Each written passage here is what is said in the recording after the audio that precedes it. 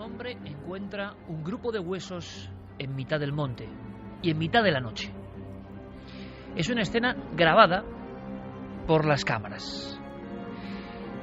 Este campesino recorre un largo trecho, caminos sin nombre, hasta llegar a una barriada, con un urbanismo excepcionalmente extraño, diferente a los pueblos que colindan en el llamado Valle del Baztán. Hablamos de una de las zonas más hermosas sin duda de España, un lugar idílico, pero un lugar, y esta noche lo vais a descubrir, donde aconteció una historia horrible prolongada durante un milenio. Casi como quien encuentra pruebas de algo prohibido, ese hombre del campo que ha trabajado de noche sabiendo lo que hacía con su azadón, lleva la pequeña caja de madera donde hay metido los huesos como si fuese un tesoro de otro tiempo, un tesoro con cierta memoria histórica. Las calles por las que va caminando en mitad de la madrugada son diferentes a las demás porque sobre las puertas no hay blasones, no hay recuerdos de hidalguía, no hay esa grandeza con títulos nobiliarios que se reparten por todo el Valle del Baztán. Podríamos decir que este hombre que ha encontrado los huesos en el monte está atravesando un gueto con muchos siglos a su espalda. ¿Qué ocurre esto hoy, si es que ha ocurrido así? ¿De quién son esos huesos? Hay muchos más huesos en montes del Baztán que hablan de una historia de etnia maldita. ¿Es posible que una etnia maldita, una etnia secularmente marginada, una etnia a la que se relacionaba con el maligno directamente y con pactos antiquísimos, es posible que todo eso siga vivo hoy, en el 2012? ¿Es posible que un equipo se encuentre con la sensación de que el estigma no ha pasado? ¿Quiénes eran esos hombres que hoy solo son huesos en mitad del monte? Esta noche vamos a descubrirlo. Algo parece estar cociéndose en la trastienda de la Agencia Nacional del Espacio de los Estados Unidos.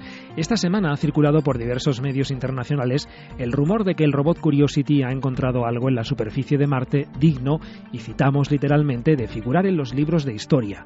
¿De qué se trata? Hasta este momento nadie lo sabe, pero todo apunta a unas muestras tomadas por este ingenio teledirigido y analizadas en su pequeño y sofisticado laboratorio de a bordo. Uno de los investigadores de este proyecto de la NASA, John Grotzinger, ha confirmado que existe tal información, pero advierte de que está siendo examinada a conciencia por un equipo especializado antes de darla a conocer. ¿Qué se ha descubierto en Marte? De momento solo podemos esperar.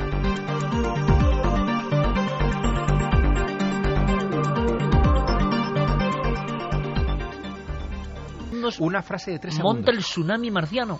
Una frase de 3 segundos que me gustaría que escucharas. Es la frase pronunciada por John Grotzinger este pasado martes, día 20, por la mañana, en el programa matinal estrella de la radio pública norteamericana, donde, anunciaba que había un descubrimiento a punto de darse a conocer. Escuchamos a John Grotzinger. This data is going to be one for the history books. It's looking really good. Esta información va a entrar en los libros de historia. Tiene un aspecto realmente bueno. Esa es la frase que ha dado la vuelta al mundo, que ha conmocionado los cimientos de científicos y no científicos, porque de inmediato el rumor indica ¿qué demonios está pasando en el planeta rojo? No es la frase pronunciada por un personaje o un científico cualquiera. John Grotzinger es el responsable de los rover marcianos, de estos vehículos que en estos momentos, están explorando, especialmente Curiosity, la superficie de Marte. Grotzinger es el científico al mando de lo que se conoce técnicamente como el Mars Science Laboratory, que es el Curiosity, este vehículo tan extraño que tenemos en estos momentos sobre la superficie marciana. Él es geólogo, experto en la formación de océanos primitivos, y su obsesión desde el principio de esta misión ha sido el encontrar agua líquida en Marte, porque esto significaría que allí podría haber vida. Has dicho bien la palabra obsesión, porque yo no sé qué tiene Marte, pero todos los que se meten en su investigación, y ahora lo comentaremos, acaban absolutamente enganchados. Es un planeta diferente a los demás, quizá por ser el más cercano o el más investigado. Bueno, pues imagínate la reacción que ha provocado este personaje, Grotzinger, al dar a conocer, solamente con esa pincelada breve, que tienen en las manos un descubrimiento que, una vez que se compruebe, porque aquí viene el quid de la cuestión, va a entrar en los libros de historia. Todo el mundo ha supuesto inmediatamente que se trata de algo relacionado con la especialidad geológica de este investigador, con el hallazgo quizá de agua o de algún otro, de agua líquida o de algún otro elemento que permita la vida en el planeta Marte y que, en fin, está siendo meticulosamente confirmado por el equipo que está detrás de este asunto para darse a conocer en una fecha que ya está anunciada.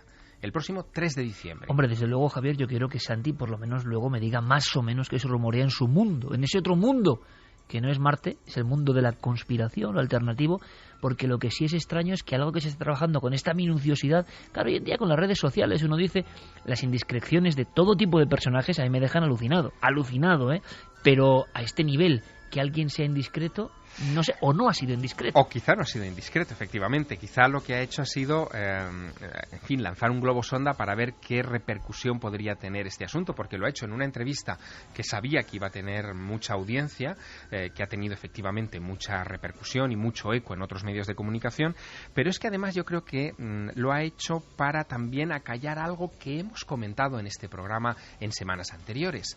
Yo no sé si recuerdas una noticia que dimos en Milenio 3 sobre la posibilidad de que el Curiosity de Marte hubiera llevado contaminación biológica al planeta rojo, que ese taladro famoso que hoy es el eje de la controversia, porque se supone que es la herramienta que ha capturado las muestras que podrían contener formas de vida o moléculas de vida y que podrían darse a conocer el próximo 3 de diciembre, bueno, pues que ese taladro hubiera podido llevar contaminación desde la Tierra. Hubiésemos infectado, ¿no?, con una aguja de la Tierra. Exacto, la historia es muy curiosa y hemos averiguado más desde que dimos la noticia por primera vez. Lo que ocurrió fue que 6 meses antes del lanzamiento de la Curiosity a Marte, en fin, a los técnicos les entró de repente la preocupación de que ese taladro, si no se reforzaba en su estructura, en fin, al entrar en la superficie marciana y darse un golpe impropio contra el suelo marciano, podría desestabilizarse y podría hacer fracasar la misión completa.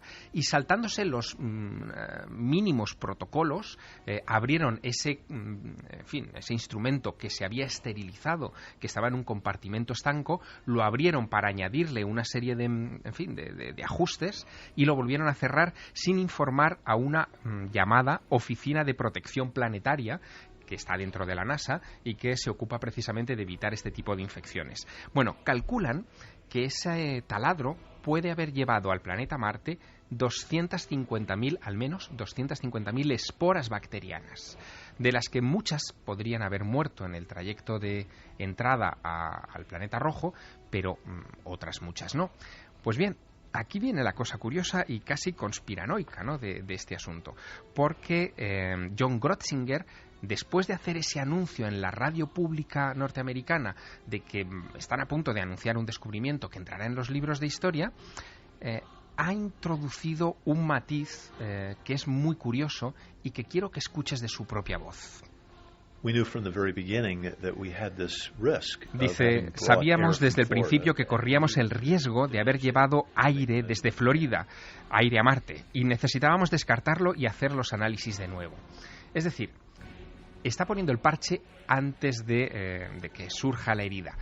Quiere asegurarse de que lo que han descubierto y que van a anunciar no es contaminación llevada por su propio vehículo.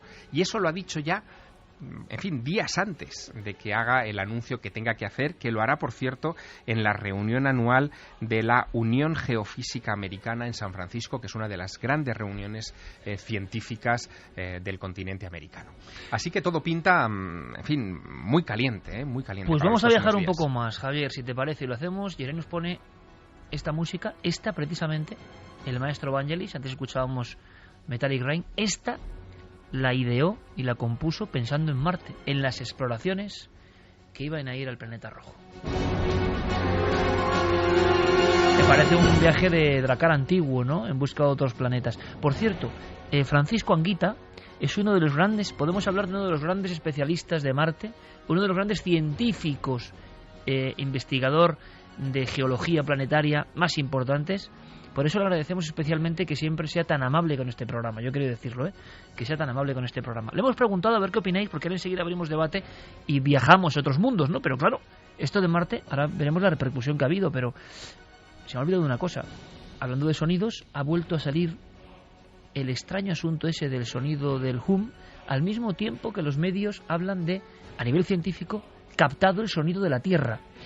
¿Tendrá algo que ver todo esto o es la cara y la cruz de un fenómeno? Luego lo vamos a comentar. Va a haber muchos sonidos esta noche, pero el de Anguita, sus declaraciones, también es importante en este momento. Al 1:48, yo creo uno de los grandes expertos de lo que pasa en Marte, hizo un libro maravilloso sobre Marte y es científico.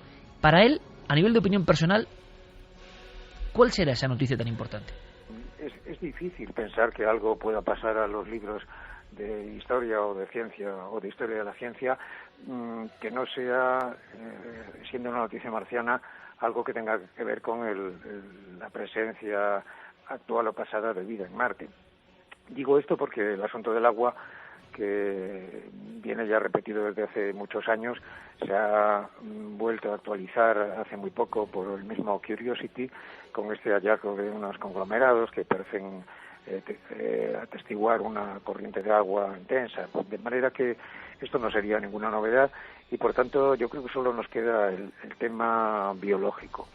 Teniendo en cuenta que el hallazgo proviene del Surface Sample Analyzer at Mars, pues realmente sí que parece que tiene que poder tener relación con la vida, y es que uno de los 3 instrumentos de ese analizador de muestras es un espectrómetro capaz de identificar isótopos.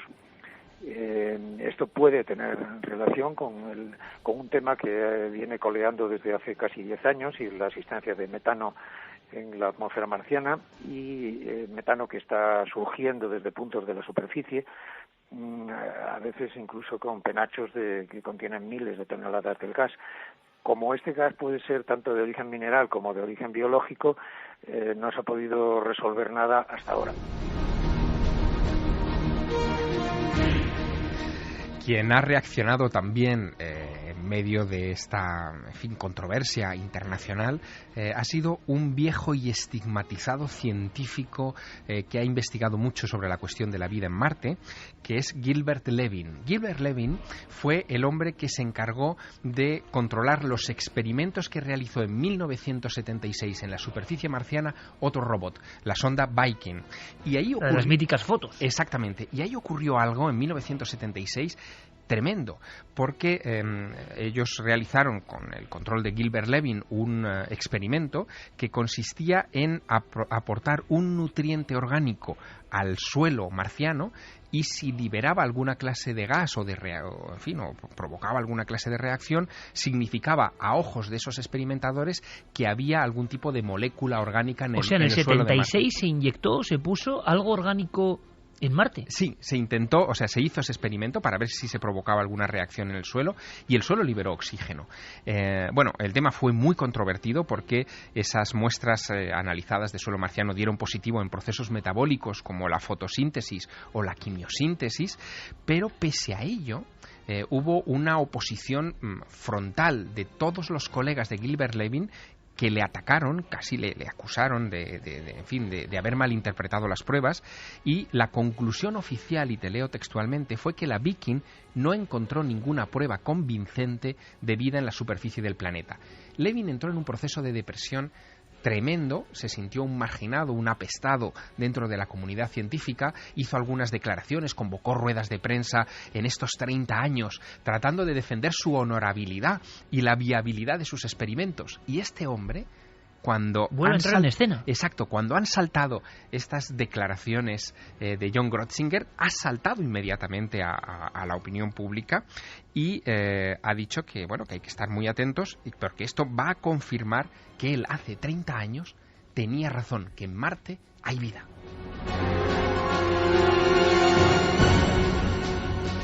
Desde luego que es un lujo contar con amigos como Javier Sierra, que tienen alma de periodista pero también de novelista, ¿no?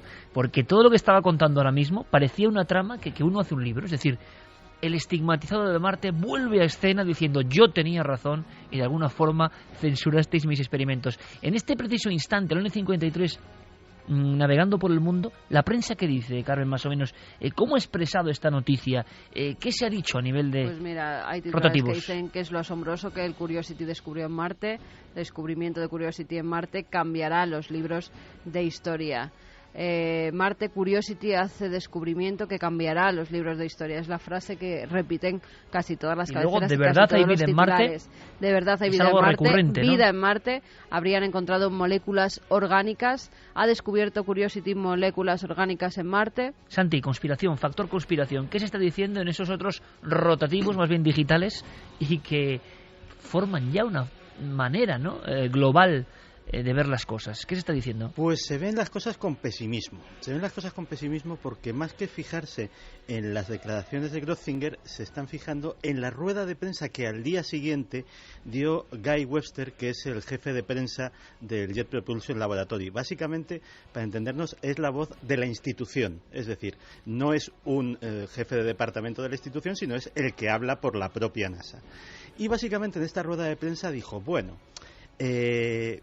la propia misión del Curiosity ya de por sí va a pasar a los libros de historia, y el doctor Grotzinger se puede haber dejado llevar por el entusiasmo, que es muy propio de él, ya lo ha hecho antes, y seguramente... Pero parece una acción-reacción que siempre ocurre con casi todo, ¿no? Sí, sí.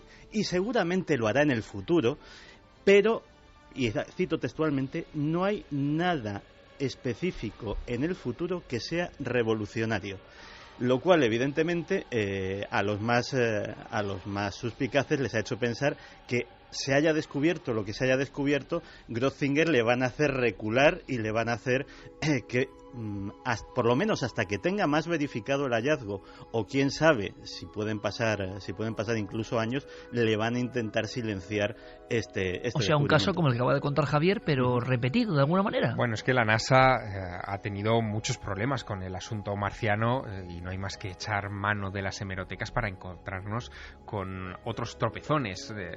Yo creo que si saco a la palestra el famoso meteorito de Alan Hills, el famoso ALH 84001, saltarán... Con gusanos, entre comillas, Exactamente. En su estructura, ¿no? Sí, lo que ocurrió fue que la NASA analiza un meteorito venido de Marte, encontrado en la Antártida el 27 de diciembre de 1984, y cuando lo cortan, lo seccionan con sus sierras de alta precisión, descubren que en el corazón de ese meteorito hay una serie de gusanos, unas 100 veces más pequeñas que un microorganismo terrestre, y interpretan que se trata de algo vivo, es decir, de una estructura viva. La portada con esos gusanos de los medios de comunicación fue instantánea. Clinton, recuerdo, haciendo una rueda de prensa. Exacto, Clinton dio una rueda de prensa anunciando la existencia. Y eso fue una gran metedura de pata, ¿no? Digamos, que ha traído mucha cola. Hay quien dice, yo lo digo por ser conspiranoico, y ahora enseguida, antes de pasar al otro tema, escuchamos vuestras opiniones, que son fundamentales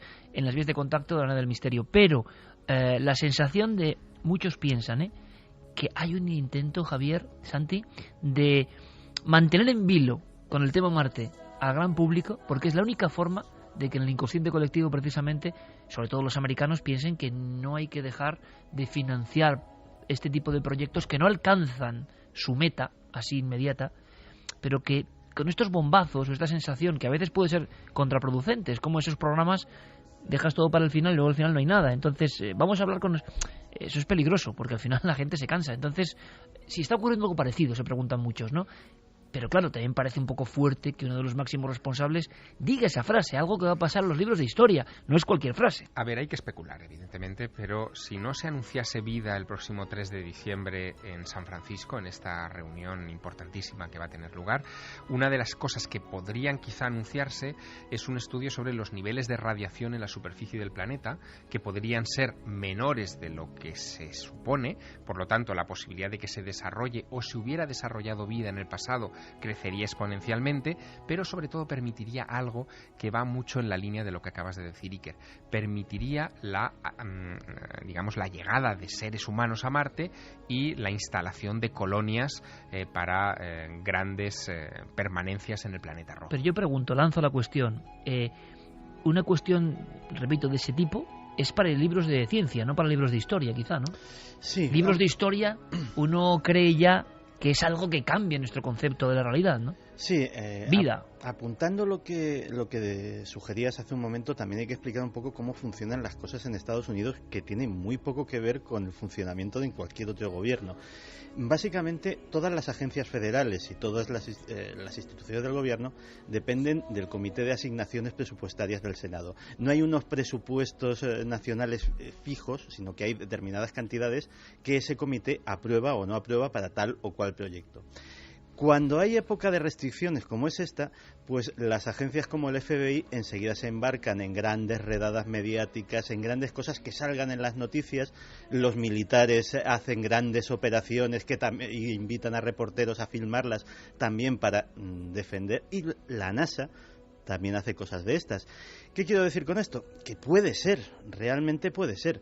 Pero yo opto más porque Grotzinger realmente se ha dejado llevar por un entusiasmo, en mi opinión, justificado. Luego lo que ya le dejen decir es otra cosa.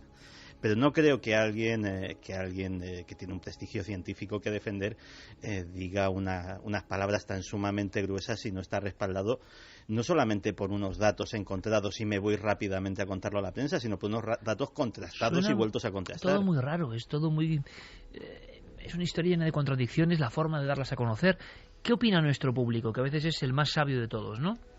¿Qué siente el público? Nos dice Baltasar Martínez, los americanos nos están dando los primeros capítulos, poco a poco ya descubiertos hace años, como siempre. Edu Herrera, a mí lo de Marte me suena más a una prueba para ver la reacción de la gente. Fema lo que se viene llamando globosonda, ¿no? La frase no dice nada y lo dice todo.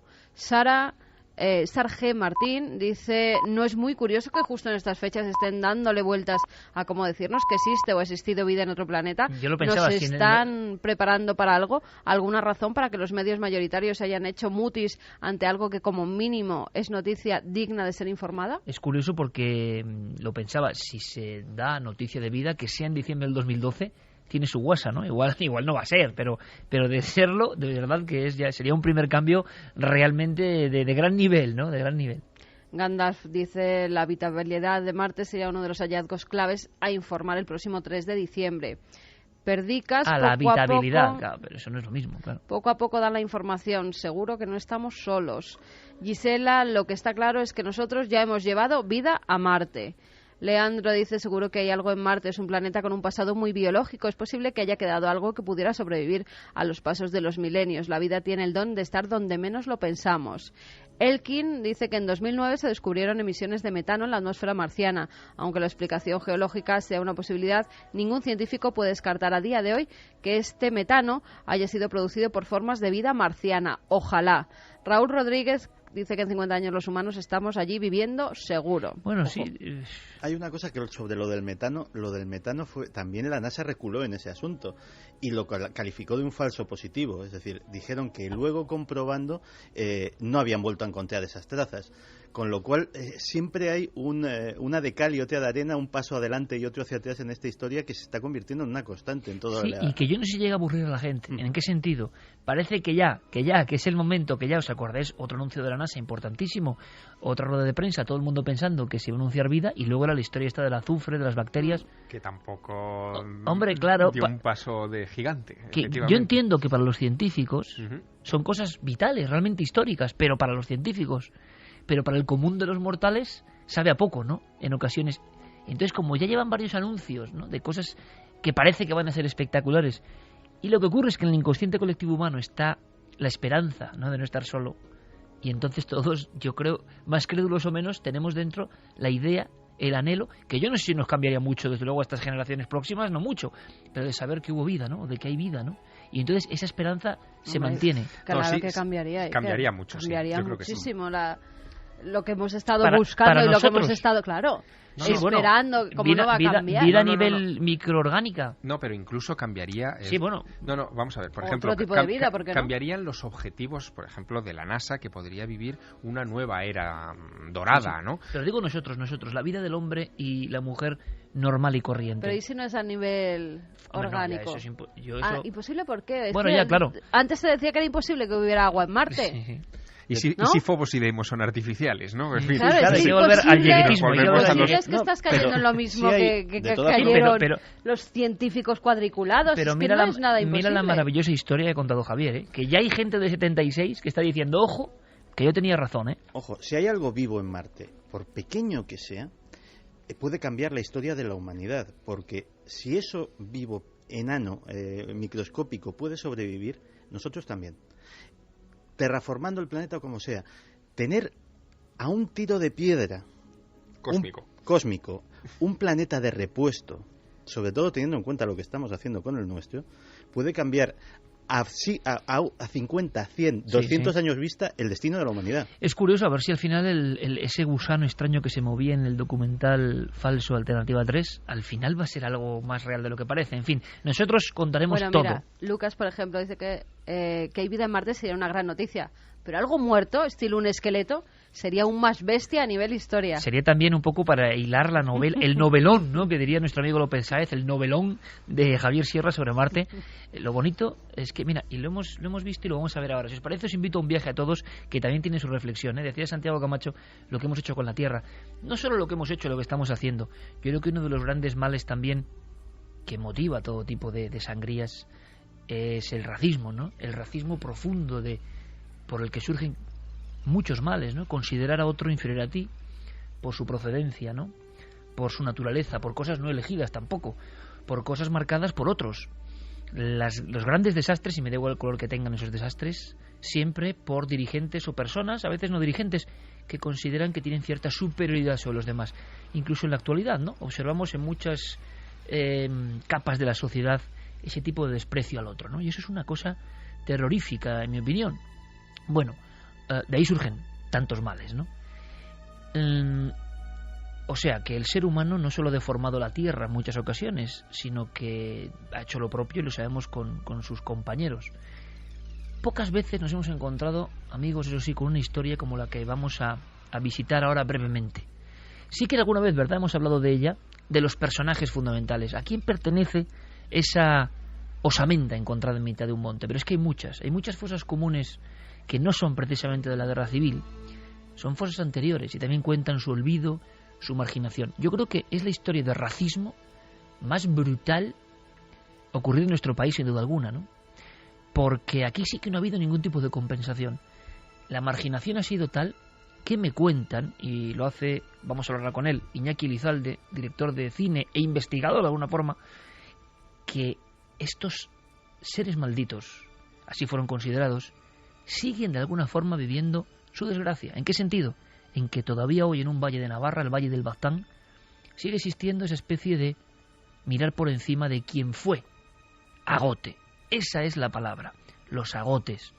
Porque los agotes siguen siendo un misterio histórico de primer nivel. Aquí a nuestra vera, está entre Javier y yo ahora mismo, Juan García Tienza, que seguro que nos escucha, con su forma de ser, ¿no?, y su ceño fruncido de erudito español auténtico y ancestral, guía de los pueblos malditos españoles.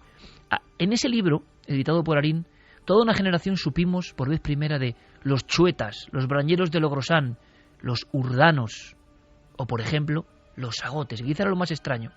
Se hablaba de una raza distinta, que llegó en el medievo, que nadie sabe quiénes eran, que vinieron como esclavos, que eran muy altos, rubios, de ojos azules, la inmensa mayoría, muy pálidos, con extrañas costumbres, una música ancestral que decían que compungía el alma de quien le escuchaba, grandes artesanos, pero por algún motivo empezó a haber una leyenda en torno a ellos, una leyenda que ha durado casi 1000 años.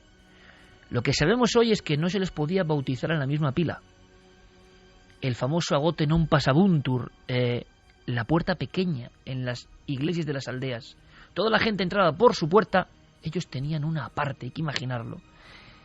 Decían que las huellas de sus pies descalzos, trabajando en el campo, abrasaban la tierra, que su orina quemaba los montes, que todo lo que hacían era propio de seres maléficos que en un tiempo pasado habían pactado con el diablo. Algo tan ridículo hoy en día, con la visión científica o racional, se ha mantenido durante 1000 años, entremezclado en una trama increíble. Pues bien, ¿os imagináis que aparezcan de alguna forma restos de estas gentes en los montes? Vamos a viajar. Se ha hecho una película, por eso hablo yo de una escena inicial, llamada Baztán, Es una película muy sui generis, es una película que seguro para los interesados del tema de los agotes puede ser, porque se habla de investigación también, sobre este extraño enigma de un pueblo que tiene descendientes todavía hoy, que de alguna forma vivió esclavizado, maldito, condenado a su suerte desde el siglo XII en las alturas de Navarra. Esta película tiene un fragmento absolutamente clave que nos cuenta un poco, nos resume esta historia. Estamos viendo a Carmelo Gómez, el gran Carmelo Gómez, buen amigo de este programa, como inquisidor, que llega a unas tierras y alguien dice una frase que para él es incomprensible, ¿no? Un mundo nuevo. Escuchamos. ¿Agote? ¿Qué es agote? Alcalde, le estoy haciendo una pregunta. ¿Qué es agote? Agote. Mala gente. Solo traen daños, deshonra y vergüenza. Padre, ¿qué sabe vuestra merced de todo este asunto, padre? Contagian enfermedades. No conozco mucho del caso, vuestra merced, pero he oído que son una especie de herejes con el rabo de Satán. Interesante, interesante, interesante, muy interesante. ¿Existen agotes aquí? Algunos. Al servicio del señor de Ursúa. Viven en el otro lado del río, en el barrio de Bozate. Viven en el otro lado del río, en el barrio de Bozate, barrio que existe. Y ahí las casas no son blasonadas. Ahí no hay hidalgos ni personas de linaje importante.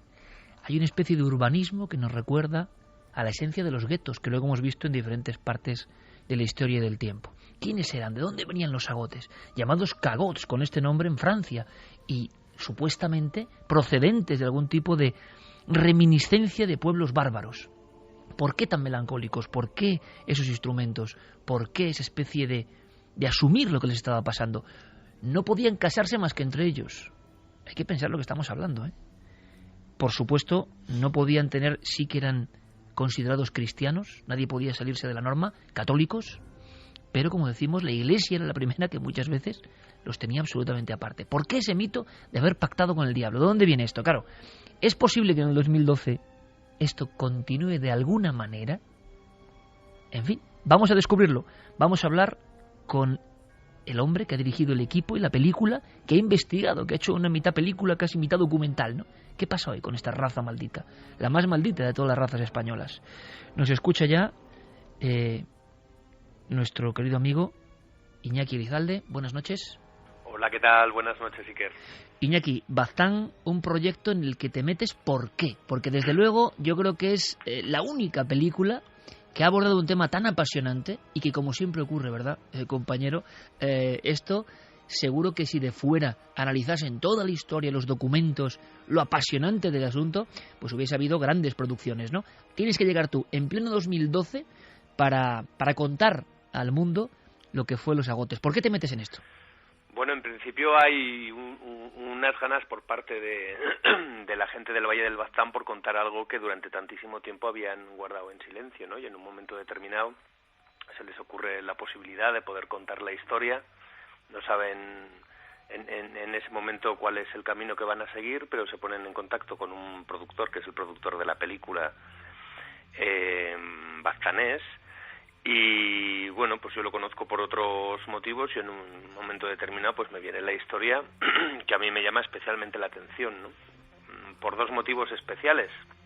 Primero, porque es un tema absolutamente universal. Una mayoría mantiene discriminada a una minoría, pero algo que me llama muchísimo más la atención que esto primero quizás es que se mantenga oculto durante tantísimo tiempo, ¿no? Estamos hablando de casi 1000 años.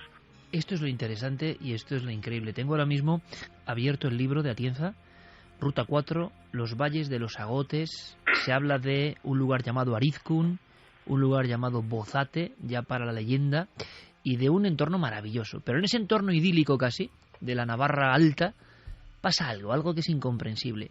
Tú en la película, y sin destripar por supuesto, invitamos a que el público que quiera encontrarse con esta auténtica rareza, ¿no? De cine casi también de investigación y de verdad, porque está contando, está narrando, está denunciando una historia. Pero hay una escena que yo tengo interés en saber qué puede haber de cierto, ¿no? En un momento dado, parece que hay pistas en los montes, ¿no? O rastros en los montes, o incluso huesos en los montes. ¿Esto ha ocurrido en alguna ocasión? ¿Te habían comentado a ti, Iñaki, en alguna ocasión algo parecido? Porque tendría cierto sentido, ¿no? Podían ser restos de otra época, cuando los agotes ni siquiera se podían enterrar en el cementerio parroquial. ¿Esto ha pasado en alguna ocasión? Hombre, la película plantea una línea un poco de búsqueda y un personaje que efectivamente está buscando en los enterramientos de los montes algo que no se especifica, que pudiera estar directamente relacionado con los agotes o también de alguna manera con la memoria histórica, cualquier tipo de memoria histórica. Es decir, yo creo que cualquier cosa que no quede clara de nuestro pasado es necesario poder estudiarla porque siempre va a haber alguien que va a necesitar esa verdad, ¿no? Pero sí que es verdad, como tú decías, que bueno, pues entre otras cosas a los agotes no se les permitía entrar en la iglesia por la misma puerta que entraba el resto de los católicos. Tenían una puerta aparte, se sentaban dentro de la iglesia también en un espacio aparte. Si iban a ser bautizados utilizaban otra pila bautismal que todavía se conserva en un jardín allí en el propio Arizkun. Y lo que, bueno, pues a nosotros, me refiero a Michel Gaztambide y a mí, que somos los guionistas de la película, nos pareció más curioso, ¿no? No se permitía enterrar a los agotes en el mismo cementerio que se enterraban al resto de la gente del Baztán. Por lo tanto, bueno, los enterramientos de alguna manera del arca o eran paralelos al cementerio pero al otro lado de la tapia o en los montes, ¿no? Y bueno, pues dicho con palabras de la actualidad, pues los montes están llenos de fosas comunes. Es verdad que eso es impactante porque te conecta directamente con una historia, como tú decías, casi milenaria, una historia de racismo o algo más que racismo incomprensible, porque, claro, ¿qué queda de los agotes hoy, Iñaki? Esa sería un poco una parte de la investigación que nos interesa. En la película, y tampoco hay muchas más pistas, pero hay una especie de constante referencia, ¿no?, a algo que está ocurriendo, el trabajo de un equipo que se encuentra en su labor artística con un enigma que muchos quieren silenciar. ¿Ese silencio en torno a los agotes, esa vergüenza o esa estigmatización continúan hoy?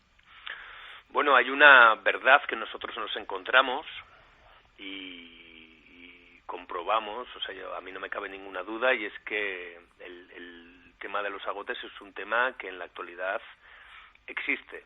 Hay un diálogo entre el propio Carmelo Gómez en un momento de la película cuando le pregunta a un concejal, ¿no? Pero los agotes, el tema de los agotes sigue existiendo, y el concejal le dice, sí, pero no es lo mismo. Pero se sabe quién es agote y quién es no, le dice Carmelo. Y el concejal le contesta, sí, se sabe. Y Carmelo acaba diciendo, sí, pues entonces si se sabe es que está, ¿no? Cuando íbamos a Bozate y los días que rodamos en Bozate, pues siempre fueron días con cierta tensión, ¿no? Hay un tema que se ha mantenido a lo largo del tiempo. Los abuelos todavía recuerdan que cuando eran niños, los abuelos agotes, el resto de los niños les tiraban piedras para que no pudiesen entrar en la escuela, o todavía recuerda alguno como, bueno, pues los propios agotes iban a las fiestas de Arizkun a tocar el chistu para que el resto de la gente pudiese bailar, pero a ellos no se les permitía poder bailar o poder relacionarse con gente del propio pueblo. Por lo tanto existe, y eso existe hasta que llegamos nosotros, eso seguía existiendo de alguna manera, ¿no? Nosotros siempre quisimos proponer la película de una manera conciliadora, pero en la actualidad todo el mundo sabe quién es agote y quién es no. En los años 50, por lo tanto, años 40, esto pasaba. Prácticamente tenemos la imagen de unos seres humanos que se les acusaba poco menos que de pactar con el diablo, de contaminar los campos con las plantas de sus pies. Estos son documentos reales, ¿no?, que han pesado mucho sobre esa zona de Navarra. Sí, en el siglo XV, siglo XVI se le pide al Papa, bueno, porque en definitiva eran tan católicos como el resto, y bueno, pues hay un intento, bueno, pues se normalice su situación. El Papa de Roma pide las Cortes de Navarra en ese momento que efectivamente se normalice la situación. Las Cortes de Navarra hay dos escritos a principios del siglo XVI para normalizar la situación, pero siempre en el espacio físico, en un espacio que siempre históricamente ha tenido 8.000 habitantes, que de los cuales la cantidad de agotes podían fluctuar entre 200 y 400, independientemente de las órdenes que pudiesen venir tanto del Vaticano como de las Cortes de Navarra. Todo eso se mantuvo prácticamente hasta nuestros días, ¿no? Y bueno, pues insisto en lo que a mí más me llamó la atención, que es el hecho de que todo el mundo sabe quién es Agote y quién es no. La gran pregunta, Iñaki, es este racismo, esta discriminación es diferente a otras, porque a los agotes se les considera poco menos que malditos en el sentido de haber trazado eso, algún pacto con lo maligno tiempo A, ¿no? Y esa mancha no se ha marchado, no es porque profesen otra religión, que hayan sido perseguidos como ocurrió con tantos otros grupos, ¿no? Y sigue pasando. Pero en este caso parece que la cuestión es mucho más esotérica o espiritual, no sé, ¿de dónde vendrá ese estigma hacia los agotes, no? Bueno, yo creo que hay dos cosas importantes, ¿no? La primera es que el grupo baztanés es un grupo muy cerrado y luego incluso en la actualidad, que es un poco de lo que estábamos hablando, ¿no? En este último momento. Y luego, bueno, pues el hecho diferenciador, aquel, ¿no? En un momento determinado, alguien trae el terrateniente de aquella época, en el siglo XII, trae a un grupo de personas para que sean sus siervos o sus esclavos, y pronto se ve que la relación con la gente del valle no va a ser posible y se le recluye en un gueto.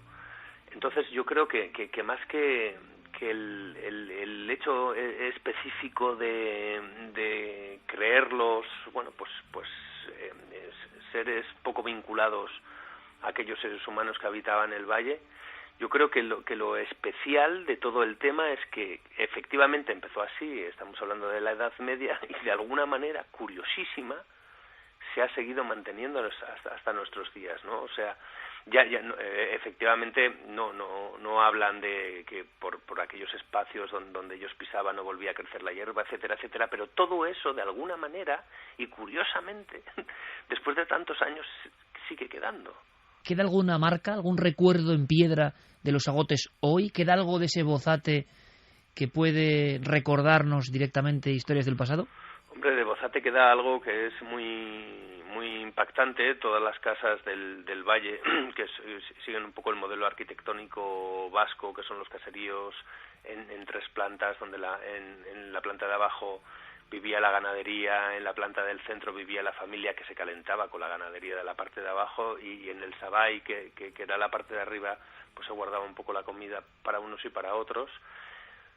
Tú cuando entras a Baztán, prácticamente todo es así, la estructura arquitectónica es así hasta que llegas a Bozate, y en Bozate, bueno, pues ves una suerte de irregularidad arquitectónica. No se les permitía a los agotes tener tierras ni ganado, bueno, pues vivían de alguna forma tal y como podían, haciendo con barro, construyendo sus propias viviendas, y eso sigue reflejado porque no por mucho que se haya podido transformar, se ha tenido que de alguna manera utilizar esa arquitectura que viene pues de hace siglos, ¿no? Y parece que estás, bueno, pues en otro espacio absolutamente distinto. Un poco uno de los primeros guetos de la historia, ¿no? Para una raza maldita. Y ha habido polémica, por cierto, Iñaki, con la película, con la filmación. ¿Cómo ha sentado esto en Navarra y en el Valle de Baztán? Era una de las cosas, después del estreno del Festival de San Sebastián, que más me preocupaban, entre comillas, es decir, viene un señor de fuera a hacer una historia que nos toca tan de cerca, cuenta, bueno, una historia en una película que no tiene un planteamiento narrativo habitual, y bueno, pues a ver cómo podía ser recibida, ¿no? Y yo, bueno, pues Unax Ugalde siempre habla desde el principio, además, desde que vio la película, de conciliación, ¿no? De sonrisa. Es un tema terrible, es un tema, bueno, sobre todo su personaje sufre mucho a lo largo de toda la película, pero sin embargo te queda un poco el hecho de la necesidad de partir de la idea de todos vivimos en un mismo barrio de vecinos, debemos intentar por encima de todas las cosas llevarnos bien, ¿no? Y esa sensación de conciliación, bueno, nos ha pasado esto a lo largo de todo el tiempo, nuestros hijos ya lo vivirán de otra manera totalmente distinta y las cosas se pueden llegar a superar, aunque hayan tardado tantísimo tiempo. Es un poco la sensación que tengo, Iker, y es una sensación sincera. Una sensación de decir, bueno, pues hemos hecho algo que ayuda a que se entiendan. Ojalá se entienda gente que ha sido vecinos toda su vida. Y separados durante 1000 años, ni más ni menos. Pues de verdad que solo por eso la labor merece la pena, y invitamos a nuestro público interesado también, cómo no, en estos temas de nuestra historia desconocida, a que se sumerjan en Baztán, esta película de Iñaki Elizalde, a quien agradecemos muchísimo haber aportado de verdad cosas distintas y que incluso no conocíamos, y que nos dan una perspectiva nueva sobre un tema tan viejo, ¿verdad?, tan eterno. Iñaki, muchísimas gracias y mucha suerte, de verdad. Gracias a vosotros. La historia no contada.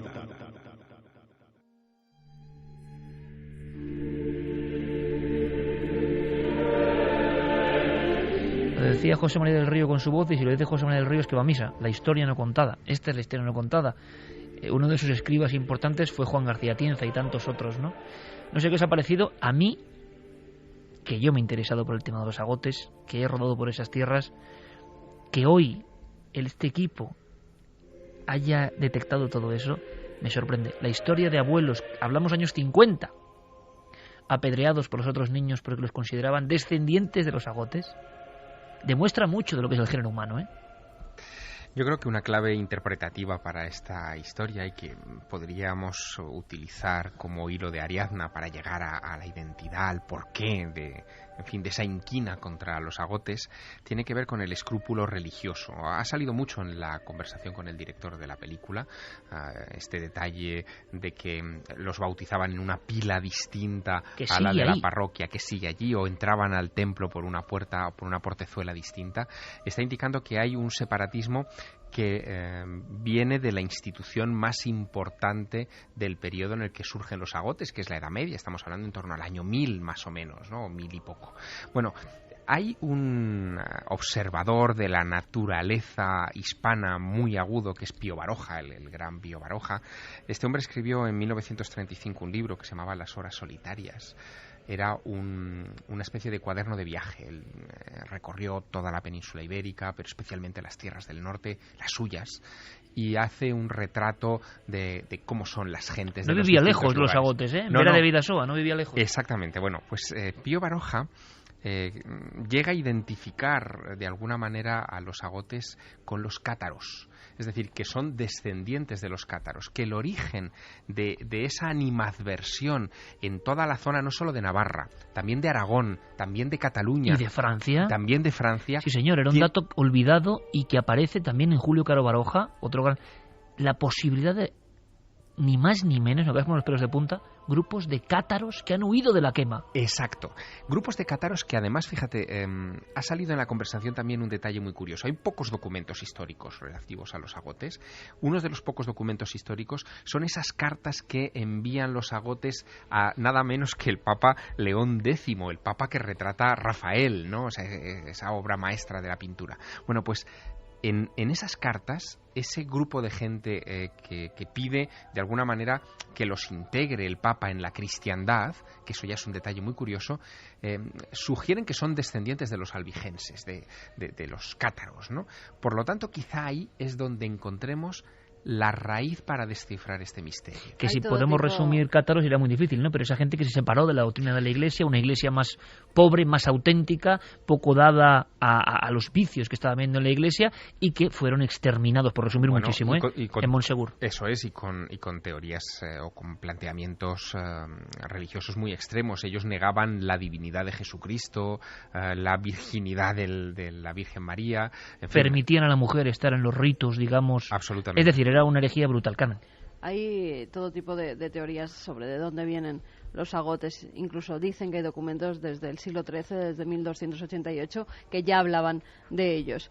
Pero historiadores han llegado, muchos de ellos, a la conclusión de que podían tratarse de leprosos, que en un momento dado esos leprosos hubieran sido apartados de la sociedad, y entonces ya tanto ellos, al ver que esa enfermedad no era real por algún tipo de característica que tenían en la piel, no era la enfermedad, sino era algo dermatológico. Pero muy que esa interesante. enfermedad no se desarrollara, y tanto ellos como sus hijos como sus nietos hubieran estado ya por siempre como apestados, como socialmente apartados ante ese miedo de que la enfermedad pudiera surgir y se le pudiera pegar a los otros. Cuestión religiosa, como decía Javier, y muy interesante cuestión científico-médica, porque si os dais cuenta, incluso en el fragmento de la película, se hace alusión a que causan enfermad en el campo y en las personas, y eso que genera un miedo tremendo también en esos tiempos, se decía que olían mal, que traían enfermedades. Algunos decían que venían de Siria y que traían enfermedades de allí, que eran teorías diferentes, de todo tipo. que había... Uno de los grandes enigmas que poco se ha tratado, incluso hay alguna novela, ¿no? Pero poco,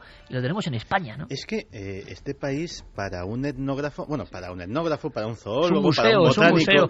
Es un museo. Pero para un etnógrafo... Pero no nos damos mucha cuenta, ¿eh? O sea, tiene que venir alguien de fuera para hacer la gran novela de El Agote, porque esto haces un Romeo y Julieta. O sea, El Agote, que habría muchos que, seguro agotes y no agotes, intentaron casarse, huir de esa inmundicia, ¿no? Lo que peor se veía precisamente era que pudiera haber algún tipo de matrimonio. Exactamente. Es decir, quizá eso también es el origen de algunas de estos problemas que apuntaba Carmen, ¿no? Es decir, al ser endogámicos, podía haber una degeneración genética que provocara malinterpretaciones a ese respecto. Pues lo que iba a decir, que este país para un etnógrafo es un campo inacabable, porque una de las cosas que no sabemos es que en España hay razas. Hay varias razas, bastantes razas. No solamente estamos hablando de los agotes, están los vaqueiros de alzada. Están los pasiegos, están los mercheros, que los mercheros es un enigma también insondable, que han convivido en nuestras ciudades, al lado de los gitanos, en una posición muy difícil, sin ser ni payos ni gitanos, que muchos piensan que son antiguos moriscos que sobrevivieron a la expulsión y que se dedicaron a la vida nómada, y así han ido viviendo con nosotros. Los chuetas, brañeros de Logrosán, se mencionan. Si alguien quiere saber más, la película es Baztán, y luego si quiere alguien investigar, Julio Coro Baroja hizo algunos libros impresionantes. Hay alguna estudiosa italiana que hizo algún libro de agotes impresionante. Lo dicho, ¿no? Tiene que venir de la Universidad de Bolonia, pasarse 10 años y decir, este es el caso más increíble de la historia. El caso de, la descripción de Bozate, o cómo tuvo que ser ese gueto, es como un poco Auschwitz si uno lo piensa, ¿no? Gente que no podía relacionarse. Y sobre todo recomendamos la guía de los pueblos malditos españoles, ¿no? Para tener los primeros datos. Fíjate, pero como te digo, Santi, es que este caso están otras etnias o razas, o como quiera llamarse, se fueron esparciendo, pero es que quedó un barrio físicamente al otro lado del río de los malditos, que eso nos parece, no ha ocurrido en otros casos, ¿no? Además hay cosas curiosas, por ejemplo, en un juicio el testimonio de 7 hombres libres equivalía a 30 agotes. Tenían que llevar siempre una marca roja para distinguirse de los otros. Además de cuando entraban a algún pueblo o algo, tenían que ir sonando una campanilla para que supieran que un agote había entrado en ese pueblo. Sí, señor. Y la pata de oca, muchas veces. Claro, la pata de oca... a veces real, ¿eh? Sí, clavada directamente. A veces la llevaban colgada, pero eso porque se decía que siempre se estaban lavando porque olían muy mal, y entonces lo relacionaban con las ocas, que siempre estaban en el agua, como los agotes, que también siempre estaban en el agua para quitarse ese mal olor. Y luego hablaban de la hermandad de la oca y del simbolismo de la oca. Y sin embargo eran unos grandísimos artesanos, como antes has dicho, constructores, se les atribuye la edificación de algunas iglesias importantes, e incluso algunos los vinculan, recuerdo a Luis Charpentier, por ejemplo, en El misterio de Compostela, que es otro gran clásico. ¿Habla de agotes? Sí, menciona muy por encima la posibilidad de que estos agotes fueran los transmisores del arte gótico. De hecho, el propio nombre, agote, tendría que ver con gótico, o con godo, por lo menos, ¿no? Tienes una gran novela ahí también, no me digas que esta historia... claro. A mí me ha pasado muchas veces, ¿no? Y lo he contado, por ejemplo, ahora, y quizá lo hayáis notado en otros lugares, ¿no? Pero todo lo que ha sentido ese equipo, yo lo he sentido en otro de los pueblos. El concepto pueblo es muy amplio, ¿no? Etnia, raza, región, hay muchos elementos. Pero yo lo he notado en las Urdes, lo digo abiertamente. No quizá en los últimos viajes, una década de viajes, pero en el año 90, cuando yo empecé a viajar a las Urdes, esa sensación de querer mantener el silencio de lo nuestro es nuestro y esto no sale, a nivel de encuentros con lo extraordinario, apariciones, tú lo has vivido también, en viajes en mediados de los 90 a las Urdes, que ahora dices, bueno, las Urdes están maravillosas, ¿no? Pero había una sensación de haber sido marginados en un entorno y considerados algo aparte, brutal. En fin, los agotes, su misterio, su enigma, luego me gustaría saber qué opiniones puede haber, pero mucha gente, tan joven como Javier Pérez Campos, por ejemplo, me imagino, puede que sea esta noche la primera que oyen hablar de los agotes, ¿no? Y la sensación de que es un tema que nosotros ya conocíamos, que es uno de los clásicos un poco marginados de la historia de España, pero que claro, que son increíbles, ¿no? Que uno no se lo puede creer que esto haya pasado en un valle de Navarra, seguramente en una de las zonas, qué curioso, con mayor renta per cápita, no ahora, sino históricamente, quizá el clasismo, la cuestión del excesivo apego a lo que significan los títulos, yo qué sé, ¿no? En la antigüedad, esa importancia, en mi opinión sincera, absurda y una de las grandes mentiras de la historia, ¿no? Que alguien sea más que otro por no sé qué títulos, ¿no? Bueno, pues eso se ha mantenido allí de una forma muy firme, ¿no? Yo tengo además buenos amigos por la zona que me han hablado bastante de todo este tema y me hablaban, por ejemplo, de una frase que es todavía recordada en el barrio de Bozate, que es alagote, garrotazo en el cogote, ¿no? Que es un poco el reflejo del trato que se daba a estas personas. Y volviendo un poco al origen... Es que, hombre, y lo acabamos de saber cuando nos cuenta el director de cine, que los abuelos agotes que quedan, que se sabe que son agotes, recordaban ser apedreados en la escuela. Y volviendo al origen, que precisamente se creía todo esto de que pudieran llevar la lepra y por eso eran marginados posiblemente por ese tema de la salud, es que también se hablaba, por lo que yo leí en varios lugares, en varios sitios, de que podían ser personas que venían de Francia, delincuentes de Francia, que habían sido refugiados en esos lazaretos donde los leprosos eran atendidos por las personas que cuidaban de esa enfermedad y de esa forma trajeron la lepra, según lo que decían algunos estudios del tema, a España. Y de ahí ese miedo a mantener un contacto directo con estas personas. Y fijaos qué temazo hemos puesto a disposición de todo el mundo como nuestra obligación, ¿no? Y qué implicaciones más duras tiene de la mente del ser humano, ¿no? De la mente del ser humano, sobre todo con el que considera más débil, ¿no? La eterna historia siempre. Bueno, pues 200 o 400 agotes llego a ver en la máxima expansión demográfica. O sea, pobre gente, ¿no? Pobre gente. Esta película cuenta, por ejemplo, la historia de dos agotes que tienen una niña, ¿no? Y que tienen que esconderla. O sea, es una cosa increíble, pero cuántas cosas así habrán pasado y no sabemos prácticamente nada. Por eso empezábamos esta noche con unos huesos en el monte y con gente, por lo menos ahí lo filma, puede quedar en la ficción o no. Iñaki, el director, gente que está yendo al monte a saber quiénes son sus antepasados, que ni siquiera podían tener una pequeña parcela de suelo sagrado, con lo que eso significaba. Porque ahora la gente puede hacer más o menos lo que quiera, imagino, pero que en el siglo XVIII, XIX, tu padre, tu madre, tu abuela, no pudiese ser enterrada en el Camposanto. Y además ¿qué de noche significaba? Y sin campanas, Tenían que enterrarlos de noche y no podían anunciar que se había muerto, como hacían con otros vecinos con las campanadas de la iglesia. Bueno, es un tema impresionante. Nos hemos metido, como bien dice el sabio Santiago Camacho, etnografía pura, antropología, misterio, y esta media hora la hemos utilizado porque creemos que es un tema brutal. A raíz de una película os contamos esa historia. Ahora, Yerey, vamos a cambiar a un mundo más cósmico, más oceánico. Hablamos de sonidos, hablamos de historias, hablamos de maravillas y ya está con nosotros, creo, nuestro querido amigo Diego Marañón, porque empezamos con noticias, pero escuchado un poco, ¿no? Para una ola, ¿no? Que nos limpie un poco el alma después de esta historia tan oscura, por desgracia. Esto es Oceanic, del maestro, como no, Vangelis.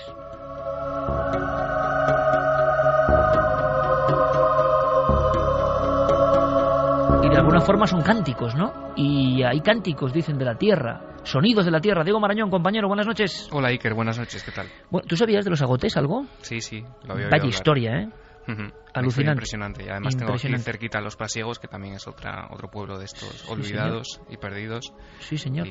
Y sí, la verdad es que es muy interesante. Aunque yo creo que los pasiegos del Valle del Pas, que es otro... Qué curioso, Valle de Baztán, Valle del Pas, y seguramente serán dos de los paisajes más impresionantes de nuestro país y de Europa. O sea, han ocurrido estos sitios a veces y las Urdes, en lugares de una belleza y de una sensación agreste brutal, ¿no? Y que eso vamos pasiegos. También, eso desde luego. A ver si vamos por allí pronto, Diego, porque Cantabria es un lugar con tanto misterio, pero el misterio nos lleva a sonidos. Toda la prensa mundial, y lo hacemos en crónica rápida, luego volveremos a conectar contigo, Diego, para hablar de sonidos de las profundidades, pero esta semana en toda la prensa mundial, como ya pasa habitualmente, sea cierto o no, se ha hablado de un sonido que, si quieres, lo escuchamos un poco y luego nos comentas qué es. Es un videoaficionado supuestamente grabando algo en Argentina, ¿no? Sí, es un videoaficionado de la ciudad de Comodoro Rivadavia que el pasado 14 de noviembre de 2012 grababa esto en el patio de su casa. Se escucha como...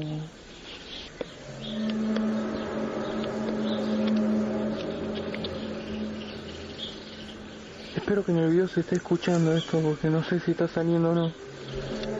Pero se escucha como trompeta, no sé ni idea.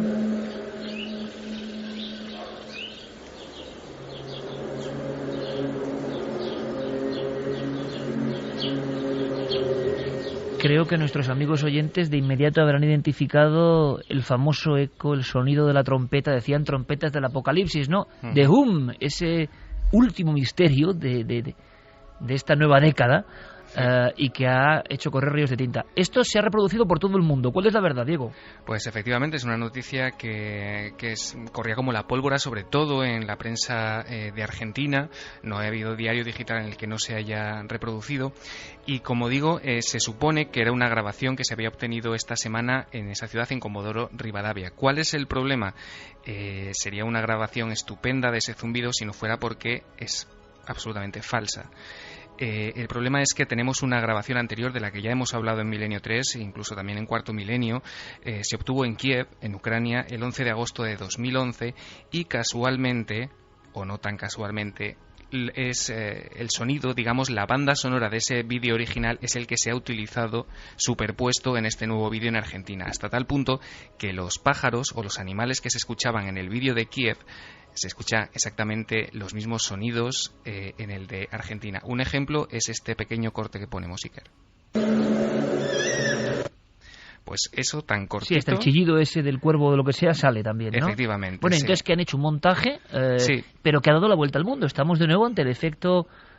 Sí, Lázaro, o yo qué sé cómo llamarlo, ¿no? Y el problema es que no es la primera vez que ocurre, porque ya en enero de 2012 de este año en Costa Rica ya se detectó otro vídeo también de este zumbido en el que se utilizaba también esta misma banda sonora del vídeo de Kiev. Ese vídeo le están sacando el sonido y lo están superponiendo a un montón de filmaciones a lo largo de todo el mundo. La verdad es que el fenómeno desde luego no es nuevo ni se remonta a 2011, lleva desde los años 70 en Estados Unidos dando que hablar, pero claro, con las nuevas tecnologías, con YouTube es bastante fácil falsificarlo y confundir a mucha gente que además esta misma semana, como nos decía Guillermo León, inundaban el correo del programa advirtiéndonos de este vídeo. Es importante. Y estamos otra vez, Diego, ante el problema tremendo de siempre. Y si hay un Hum verdadero, ya nadie sabe dónde puede estar. Efectivamente.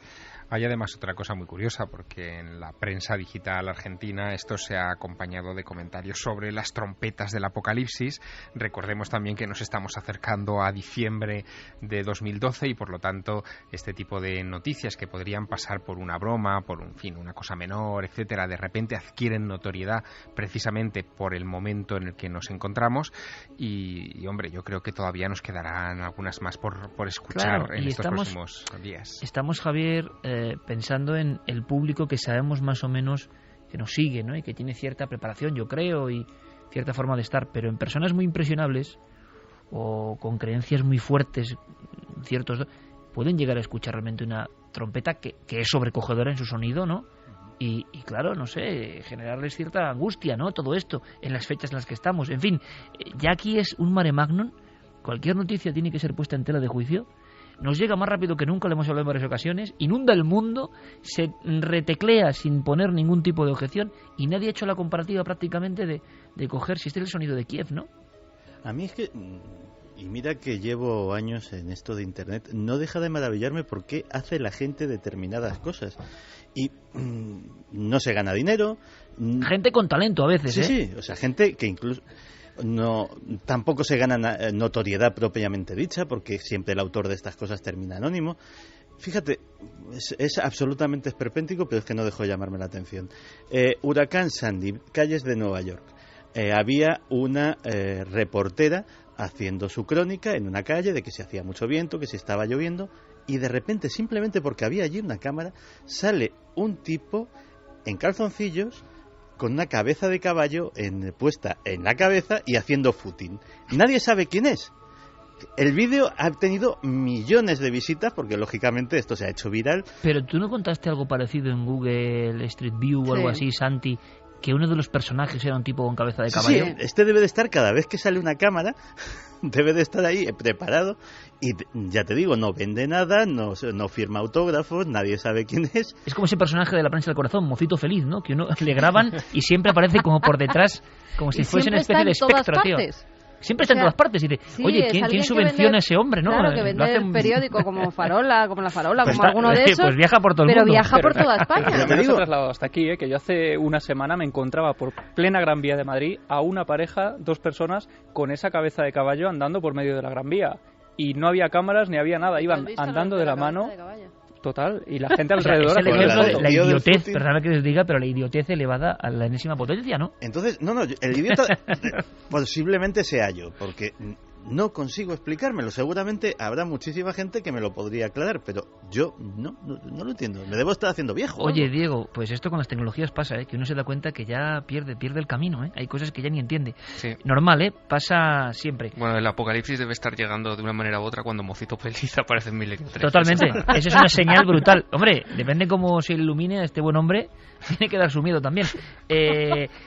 Claro, apareciendo detrás, ¿no? Es como una foto de Cuarto Milenio apareciendo detrás, ¿no? Siempre, y ves a un famoso y detrás, o sea, pero siempre sonriente, eso sí, eso está claro. En fin, vamos a correr un tupido velo. Hay muchos personajes así. Sí, un día habría que recopilarlos, sí. Canto de la Tierra, precisamente esta semana y no otra, al mismo tiempo que el fraude Hum. ¿Qué es el canto de la Tierra que vamos a escuchar ahora, Diego? Pues el canto de la Tierra es un sonido, un fenómeno electromagnético que lo causan ondas de plasma en los cinturones de radiación de la Tierra. ¿Esto qué quiere decir? Pues que no son ondas, digamos, audibles para el oído humano, sino que se trata de ondas de radio que salen del planeta a una frecuencia de entre 0 y 10 kilohercios, que seguramente a lo mejor Guillermo León ha escuchado alguna vez porque son habituales entre los radioaficionados. Es una manera de captarlas. Guillermo seguro que las ha captado bastante habitual en su casa. Y lo que ha pasado esta semana es que la NASA ha hecho públicas unas grabaciones que ha recibido las sondas gemelas para tormentas del cinturón de radiación. Esas sondas han captado, digamos, lo que ellos han llamado el coro, que es este fenómeno y cuyas grabaciones, si quieres, podemos escuchar. Y que esto es las frecuencias de radio o las ondas de radio que se escuchan desde el espacio provenientes del planeta Tierra.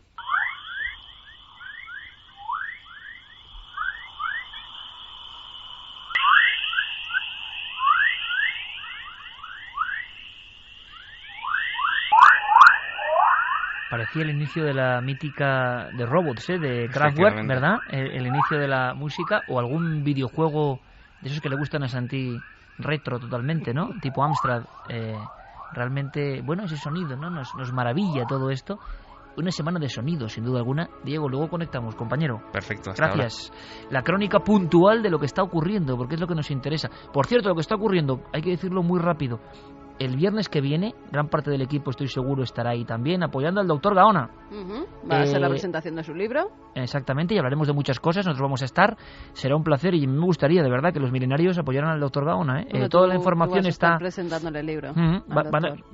Pero es más que presentar un libro, es decir, en mi opinión es... Sí, es una charla, es compartir casos con la gente y su propia historia, ¿no? Y también el gran valor que está demostrando Gaona, sin lugar a dudas, como científico, demostrando cosas increíbles, inconcebibles. A ver si a Gaona, imagino que muchos le tendrán muchas ganas, porque lo que está haciendo es dar pasos muy interesantes en torno a los enigmas profundos de la realidad, de la vida, de la muerte.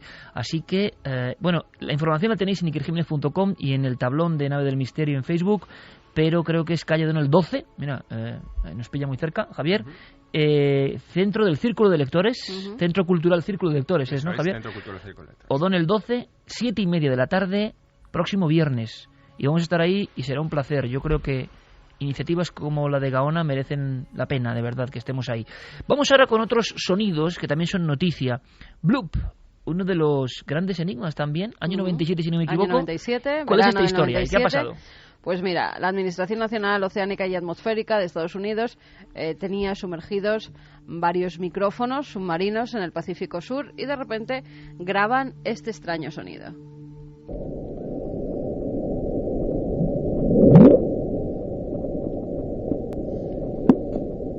¿Eres el Blue? ¿No?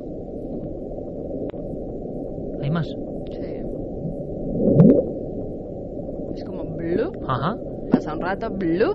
Micrófonos de alta profundidad y nadie sabía qué era. Bueno, ¿no? Micrófonos que ya utilizaba la Marina en Estados Unidos en los años 60 y que los hereda esta administración, con lo cual Estados Unidos, que siempre va con la última tecnología, es un poco extraño, ¿no?, que una administración tan potente pues utilice estos micrófonos en el año 97, siendo micrófonos que ya utilizaban para detectar a los submarinos rusos en los años 60. Bueno, pero habría que preguntarle, por ejemplo, a nuestro gran amigo y maestro Mariano Revilla, ¿no?, que él lo dice siempre, con los Nagra se grababa mejor que ahora, ¿eh?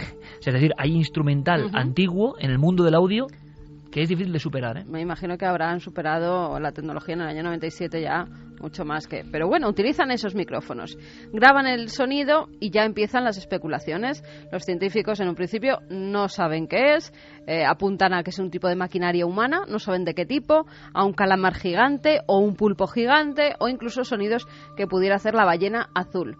Se graban esos sonidos verdaderamente y descartan porque no se parecen en nada, y en la espectrografía que hacen de los sonidos en las pantallas ven que no se parece. Y ahora la Administración Nacional Oceánica y Atmosférica dice que ya ha encontrado la solución. Al parecer son terremotos que se provocan al destruirse los icebergs, es decir, cuando se resquebrajan, cuando se rompen, hacen este tipo de sonidos. Esa es la conclusión a la que han llegado. Claro, pero lo raro de todo esto, que yo creo que puede estar muy bien, pero muchas veces uno dice, bueno, pero entonces habrá como 125.000 sonidos iguales que el bloop, ¿no? Claro, esto además... Porque los icebergs resquebrajándose... Claro, esto además lo interesante del sonido bloop del año 97 es que es captado en el Pacífico Sur por varios micrófonos o hidrófonos, exacto, que están separados entre sí 5.000 kilómetros, por lo tanto... Lo captan a la vez. Exacto, lo captan a la vez, lo registran, y de lo que estamos hablando, por lo tanto, es de una onda que viaja a gran velocidad y que es muy potente.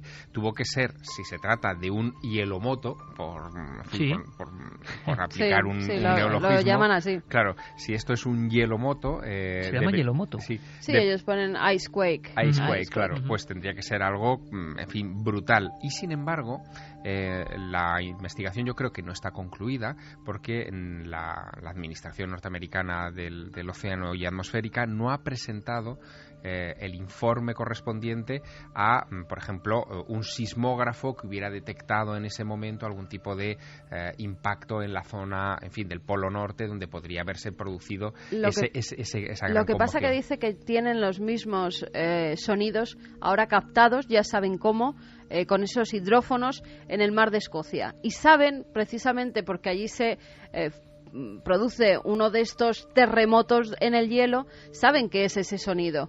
Lo que no han dado a conocer es todavía el sonido que han grabado en el mar de Escocia, para ver si verdaderamente podemos comprobar que se asemeja con el bloop. Puede que tengan perfectamente la razón, pero es verdad que aquí han tardado mucho tiempo, desde el 97, 15 años.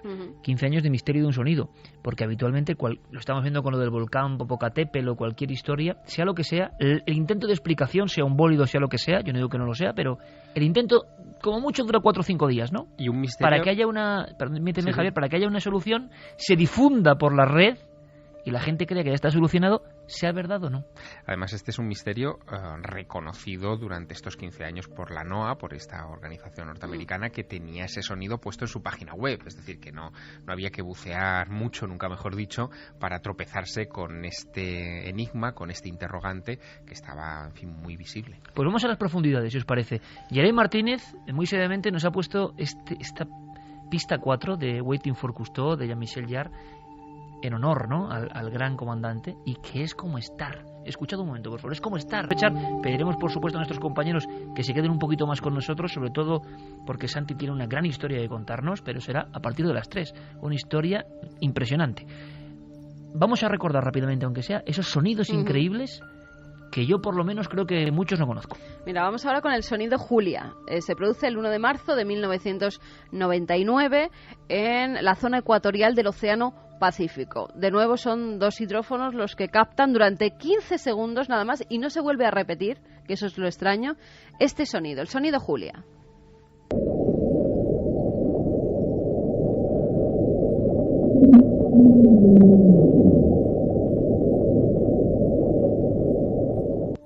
Era como una especie de lamento, ¿no? Sí, a mí me recordaba dicen, algo de un gran un cetáceo o algo así. lloriqueo Sí, sí. o un...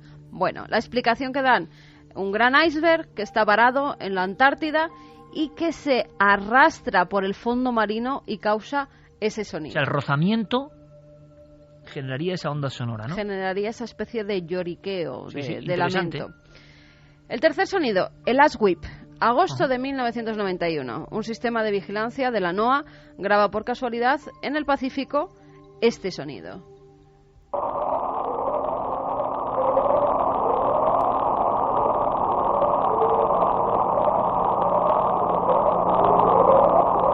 Ahora pensando que estos sonidos son grabados por esa institución a quizá cientos de metros de profundidad, me ha impresionado, ¿eh? Parece como si hubiera una vida electrónica allá abajo. Sí, además, fíjate, es curioso porque una de las funciones que cumplían estos hidrófonos y que quizá poca gente conozca era la de identificar el espectro sonoro de las hélices de submarinos, de barcos. Ujú. Cada vehículo que transita tanto por la superficie como por debajo del mar tiene una característica acústica particular que la NOAA analiza. Les leía la matrícula sonora de alguna Exacto, forma, ¿no? y sabe identificar inmediatamente en cuanto esos hidrófonos captan ese sonido. Esto da la sensación de ser algo mecánico, es verdad, pero algo les debió llamar la atención a los de la NOAA para que lo clasificaran entre sus sonidos no identificados. Mira, se dieron cuenta de que sobre todo alcanzaba los picos en primavera y en otoño, o sea que era un sonido que se repetía en esas estaciones, además en varios años. Llegaron a una conclusión, por la zona donde es captado parece ser que es una zona de actividad volcánica submarina. Y ese sonido podría ser cuando empieza la actividad volcánica. Y por eso las fechas primavera y otoño. Joder, qué tema más interesante, ¿eh? Estoy pensando, con esta música de fondo y sabiendo que los micrófonos han hecho de espías y que puede haber precisamente espías humanos, puede haber criaturas desconocidas, puede haber movimientos de tierra. Una vez más, Javier, ¿no? Para otra novela, ¿no? Los que se encargan de escuchar el océano. O silbido. Ajá. Este es muy peculiar porque antes Javier lo apuntaba, son captados por diferentes micrófonos submarinos y entonces más o menos se puede saber la zona por la que están. Viendo la distancia que hay entre uno y otro que lo capta, así miden más o menos dónde se genera ese sonido. En este caso se obtiene por un solo micrófono, con lo cual no saben de dónde viene. Vamos a oírlo.